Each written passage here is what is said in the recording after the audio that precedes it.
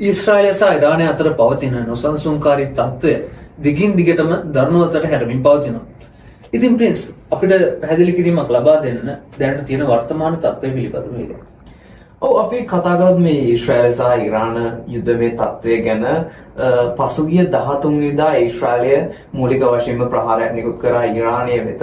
ඊශ්‍රායලයේ මූලික අරමුණ තමයි මේ ප්‍රහාරය මේ නැෂ්ටික බලගැන්වීමේ ක්‍රියාවෙන් තමයි පිළිනොන නියුක්ලියර් එන්රිච්මන්ට් ප්‍රෝග්‍රෑම් එක වැඩසටහන කඩකප්පල්කාරී කිරීම නැත්තම් නවත්තලා දාන එක. ඉතින් ඒ හින්දා ඉතින් මේ ප්‍රහාරයත් එක්ක මේගොල්ලෝ යුද්ධ ප්‍රහාර ගැන 200ට ආසන්න ප්‍රමාණයක් මේකට පාවිච්චි කරා. ඉතින් ඒකට ප්‍රතිප්‍රහාරයක් විදිහට ඉරානය බැලිස්ටික් මිසයිල් ප්‍රහාරයක් එල්ල කළා ඊශ්‍රායලය වෙත. ඉතින් දෙපාර්ශ්වයටම හානි සිදු වුණා.